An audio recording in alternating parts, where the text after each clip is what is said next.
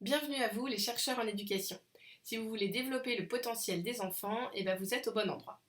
Dans cette vidéo, on va voir comment les enfants apprennent à lire. Alors d'abord, quand on dit à un enfant «je vais t'apprendre à lire», ça n'a pas beaucoup de sens. Parce qu'en fait, c'est à l'enfant d'apprendre.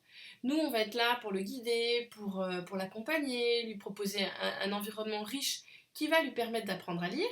Et il va aussi pouvoir apprendre avec d'autres enfants dans son entourage. Mais voilà, en fait, c'est pas nous qui allons lui apprendre à lire. Donc c'est une petite différence de langage, mais qui a quand même son importance. Alors, si le cerveau est programmé pour que nous puissions marcher et parler, il n'est pas programmé pour que nous apprenions à lire. Donc, je ne sais pas si vous voyez la puissance de cette phrase. Notre cerveau est programmé pour que l'on marche, pour que l'on parle, mais pas pour que nous apprenions à lire. Donc c'est vraiment un bel exemple de plasticité cérébrale. Et les petits, voilà, ils vont apprendre à marcher, à parler, enfin c'est quand même pas rien, quoi. C'est deux conquêtes vraiment énormes, ça va leur prendre du temps, mais on a l'impression que ça va se faire de manière assez naturelle, voilà.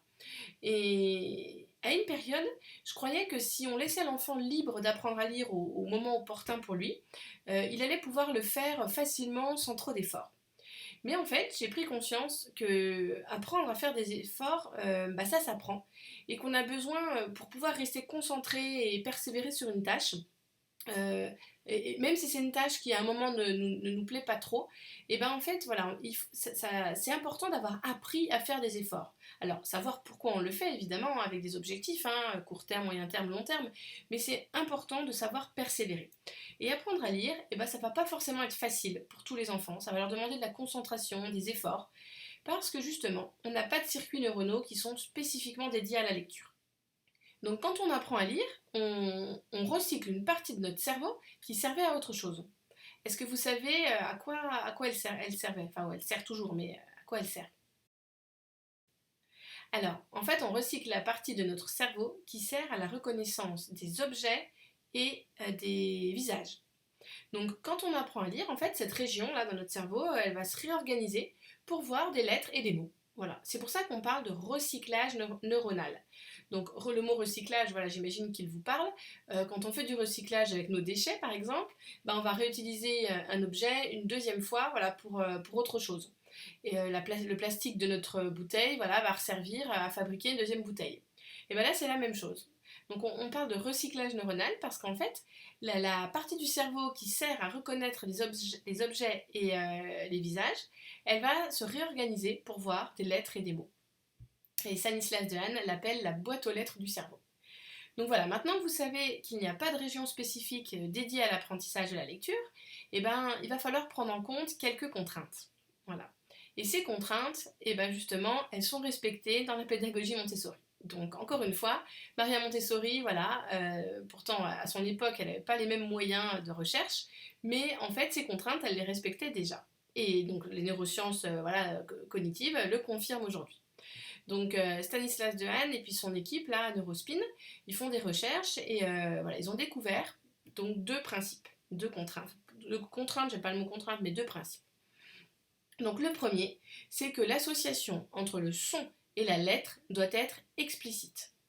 Donc si personne ne donne le son de la lettre à un enfant, il ne peut pas le deviner. Voilà. Il va le reconnaître, il va voir que c'est un L, voilà, il l'a vu plusieurs fois, mais il ne peut pas deviner que la lettre L fait le son L. Voilà. Donc on ne peut pas apprendre à lire de manière globale. Ça, on le sait maintenant, c'est pas possible. Hein. Et, euh, et donc du coup, c'est comme vous. Si vous croisez quelqu'un au centre-ville tous les lundis, vous allez le reconnaître, vous allez reconnaître son visage. Mais si personne ne vous dit son prénom, vous ne pouvez pas le deviner. Donc là, c'est la même chose. Et voilà, le L, il va le reconnaître, mais il ne saura pas qu'il fait le son L. Voilà. Et je vais vous lire une citation de Stanislas Dehaene. Les enfants à qui l'on enseigne explicitement quelles lettres correspondent à quels sons apprennent plus vite à lire et comprennent mieux l'écrit que d'autres enfants à qui on laisse découvrir le principe alphabétique. Voilà, c'est un extrait de son livre Apprendre à lire. Donc cette région du cerveau là, dont on a parlé, en maternelle, elle n'est pas encore spécialisée. Voilà. Parce que ça veut dire que pendant quelques mois ou quelques années, je ne sais pas, il va y avoir une cohabitation transitoire entre les visages et les lettres. Donc nous, quand on est adulte, voilà, si je vous montre ce profil-là et que quelques secondes après je vous montre ce profil-là, bah vous allez reconnaître que c'est toujours moi, hein, c'est toujours la même personne. Voilà. Mais un enfant, quand il voit un B en script ou un D en script, ben en fait, ou un P ou un Q, voilà, en script, et ben il peut pas faire la différence. Parce qu'en fait, c'est parfaitement symétrique. Et comme cette région de son cerveau n'est pas encore voilà, spécialisée, et ben il ne peut pas faire la différence. Bon, du coup, on a moins ce souci-là avec le matériel Montessori, puisque les lettres sont en cursive. Donc elles se ressemblent moins. Mais ne vous inquiétez pas si au début, voilà, avec l'écriture en miroir, vous voyez, hein, c'est tout à fait normal en fait. Il faut juste les accompagner, voilà, en leur disant on commence à gauche, et puis quand ils confondent vraiment ces lettres-là, voilà, si elles sont en script, bah voilà, c'est normal cette confusion. Et il y a un pic de confusion vers 5-6 ans. Voilà, c'est le moment où le cerveau se spécialise vraiment. Donc voilà, on va laisser le temps au cerveau de se spécialiser, et après il n'y aura plus de confusion. Ce que je voudrais dire, c'est que la lecture, ça part du langage oral. Voilà. Parce qu'en fait, nos ancêtres ont codé les sons de la langue en signes graphiques pour communiquer par écrit. Et cette correspondance grapho-phonémique, elle s'appelle le code alphabétique. Voilà. Et coder les sons en signes graphiques, ça s'appelle écrire.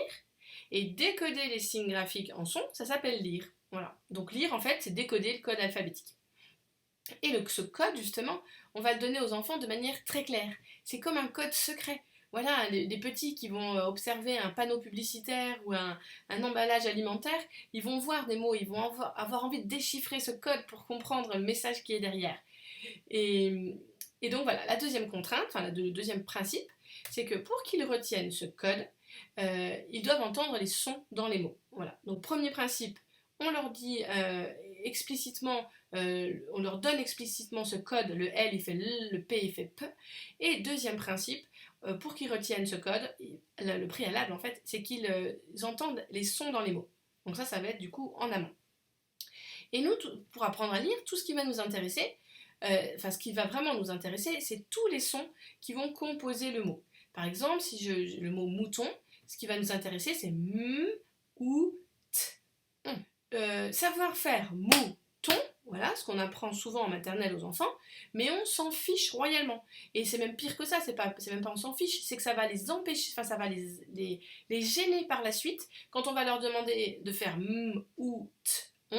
Voilà, j'ai un peu même m ou t, voilà, 4 sons. Et ben en fait, ils auront tellement l'habitude de faire mouton qu'ils n'y arriveront plus, ça sera beaucoup plus difficile. Et voilà, couper un mot en syllabes, en fait, le seul intérêt, ça va être quand ils seront beaucoup plus grands et quand ils vont arriver au bout d'écrire, quand ils sont en train d'écrire et qu'ils arrivent au bout de la ligne, qu'il n'y a plus la place sur la feuille, et puis donc là, hop, on coupe le mot en syllabes et on continue à la ligne.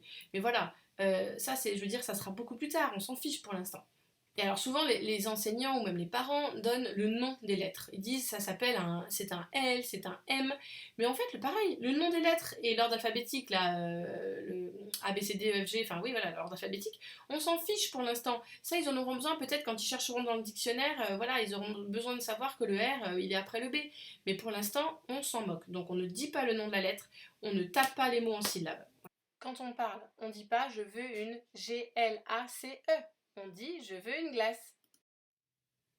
Donc pour apprendre à lire, il faut que l'enfant entende les sons dans les mots et qu'on lui donne le code en fait, vraiment avec un enseignement explicite entre chaque lettre fait tel son. Voilà, sans dire le nom de la lettre.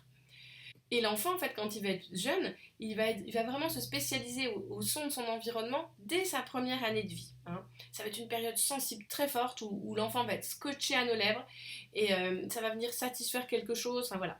Et vers 3 ans, quand ils découvrent les sons des mots, les sons des mots qu'ils aiment, mais ils sont vraiment satisfaits et joyeux. Voilà. Donc le cerveau des enfants, il est vraiment câblé pour attraper le monde dans sa complexité. Et si on leur simplifie trop les choses, on les épuise en fait. Donc on va leur présenter les choses telles qu'elles sont. Alors, pour bien résumer ce que je viens de vous dire, une deuxième citation de Stanislas Dehaene. La recherche scientifique confirme depuis de nombreuses années que cette démarche, reprenant ces deux principes fondamentaux, enseignement explicite du code alphabétique et le développement de la conscience phonémique, est de loin la plus appropriée pour tous les enfants, aussi bien les enfants dyslexiques que les enfants ne présentant aucun trouble des apprentissages. Voilà, donc je trouve que ça c'est une connaissance qui est indispensable en fait quand on accompagne des enfants, que l'on soit parent ou enseignant, ou voilà, c'est indispensable de savoir ça. C'est pour ça que j'avais envie de vous en parler dans cette vidéo. Et je voudrais juste apporter une petite précision, c'est que l'apprentissage de la lecture, voilà, il va se faire normalement avec l'explosion de joie, parce que pour les enfants c'est vraiment une découverte qui va vraiment les enthousiasmer, et voilà, ça va se passer aussi de manière douce et progressive. Et cet apprentissage de la lecture, c'est important, je trouve, de le recentrer sur le lien humain. Parce que quand on va apprendre à un... Enfin, non, on va pas apprendre à un enfant à lire. Quand on va permettre à l'enfant d'apprendre à lire, et ben en fait, on peut aussi lui écrire beaucoup nous-mêmes. Plutôt que d'avoir plein d'étiquettes plastifiées, voilà, et ben on va écrire nous-mêmes devant lui. Et moi, quand j'écris des petits mots aux enfants pendant mes ateliers, et ben voilà, ils sont trop heureux, ils les scotchent partout et ils veulent plus s'arrêter en fait. Voilà, c'est vraiment dans la joie qu'ils apprennent. Et comme l'enthousiasme est l'engrais du cerveau, enfin voilà, vous la connaissez cette phrase si vous avez regardé plusieurs de mes vidéos, c'est vraiment important. Donc voilà, pensez bien à ne pas les freiner mais à les soutenir, à croire en eux, les aimer et être bienveillant. Voilà, j'ai pas peur de le dire. Et en fait, maintenant que vous avez ces connaissances-là, vous les aviez peut-être déjà, mais voilà, maintenant que vous savez comment ça se passe dans le cerveau, et ben vous serez plus à même d'accompagner les enfants dans cet apprentissage. Et juste une petite aussi, je voudrais juste vous parler de l'âge de la lecture, même si bon, j'avais pas prévu d'en parler, mais c'est important. En fait, pour certains enfants, dès l'âge de 3-4 ans, ça va être une conquête, une urgence. Et alors, tous les enfants, ça ne sera pas à 3-4 ans pour tous les enfants. Pour certains, ça sera à 5, à 6, à 7. Mais en tout cas, pour ces enfants, voilà, quand ça arrive avant l'âge du CP, on ne peut pas les freiner en fait. On doit les accompagner, on ne peut pas les freiner. On ne peut pas leur dire non, non, attends le CP pour apprendre à lire. Parce que c'est maintenant qu'ils ont envie de le faire.